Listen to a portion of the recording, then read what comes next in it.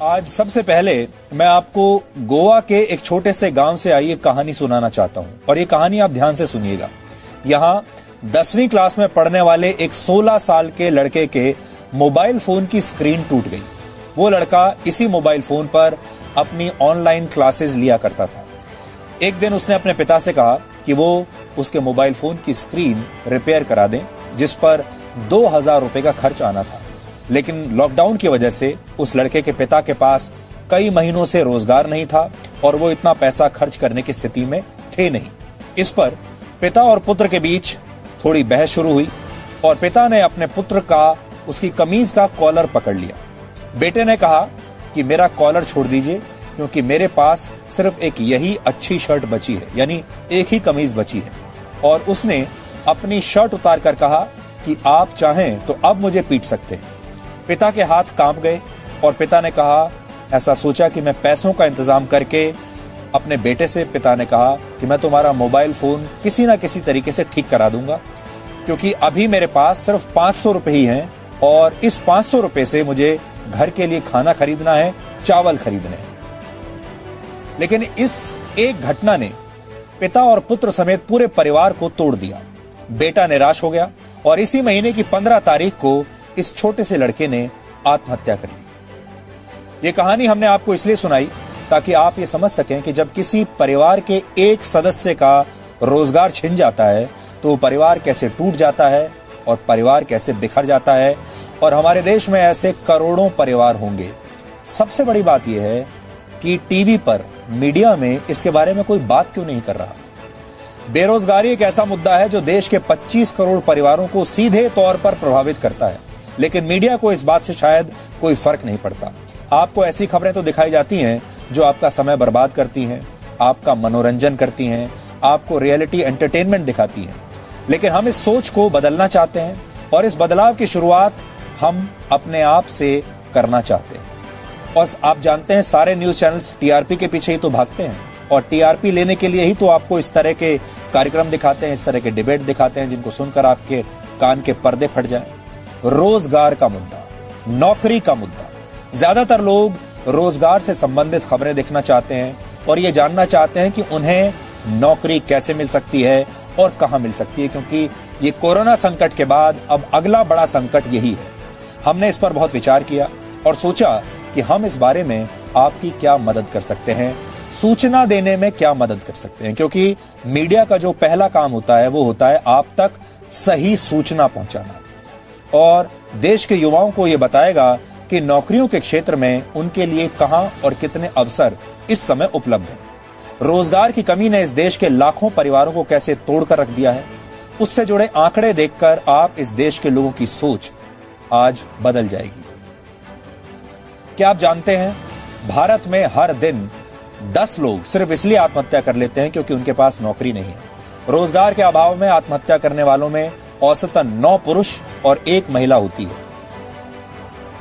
अकेले वर्ष 2018 में 12,000 से ज्यादा लोगों ने रोजगार न मिल पाने की वजह से आत्महत्या कर ली थी। भारत में वर्ष 2019 में यानी पिछले साल कुल 1,39,000 लोगों ने आत्महत्या की थी और इनमें से 10% से ज्यादा लोग बेरोजगार थे। 2019 में ही भारत में 10,000 किसानों ने भी फसल खराब होने और कर्ज के दबाव में आत्महत्या कर ली थी। अब आप सोच सकते हैं इन सारे लोगों के परिवार कैसे टूट चुके होंगे। और यहाँ ये सब हम आपको वो लोगों के बारे में बता रहे हैं जिन्होंने आत्महत्या कर ली।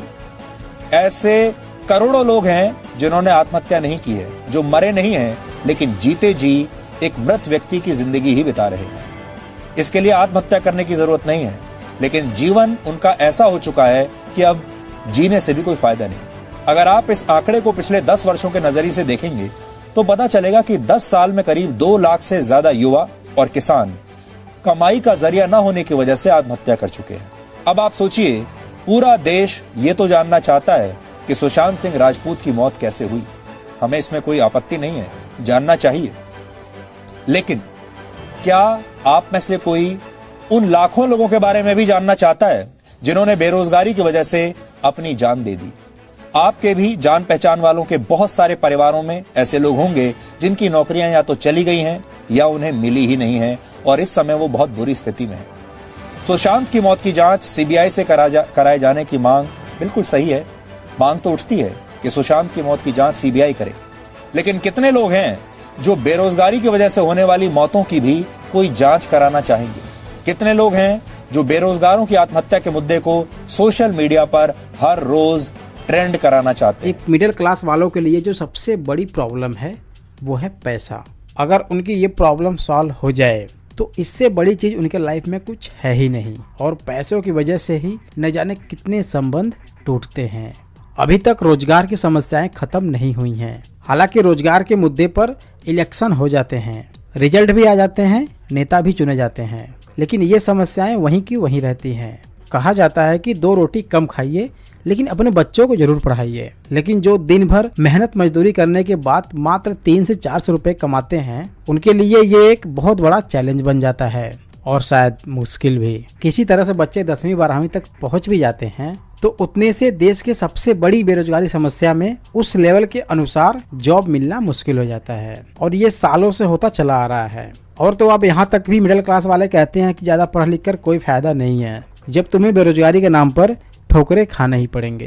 कहा जाता है कि अगर एक परिवार में 2 कमाने वाले हों तो उस घर की समस्याएं कम हो जाती हैं, और अगर 25-26 साल के बाद भी युवा घर पर बैठा रहे तो उसको हर एक ताने के बाद खाना मिलता है, तो इसे युवा जहर का अमृत समझकर पी लेता है और सरकार की बेबसी के आगे चुप रहता है। सालों साल के लिए बाहर पढ़ने जाते हैं, मार भी खाते हैं, लेकिन हिम्मत नहीं हारते हैं। अब यहाँ सबसे जरूरी बात यह है कि युवा क्या कुछ नहीं कर सकता है अगर वो चाह ले तो, लेकिन उसको लगता है कि सब कुछ गवर्नमेंट जॉब में ही है, क्योंकि वहाँ पर वो अपने आप को सेफ एंड सिक्योर महसूस करता है। तो यहीं से जो सबसे बड़ी समस्याओं का समाधान हो रहा है वो है डायरेक्ट सेलिंग नेटवर्क बिजनेस से। मैं ऐसा इसलिए कह रहा हूँ कि आपको कम से कम कुछ टाइम के लिए किसी भी MLM कंपनी से ज्वाइन जरूर करना चाहिए। अब अगर आप वहाँ से अर्निंग नहीं करते हैं फिर भी आपके पास बहुत कुछ लर्निंग आ जाती है, जैसे कि self motivation, self improvement, conversation each to other, बोलने की कला, सेमिनार इवेंट देने की कला, बिजनेस आइडिया,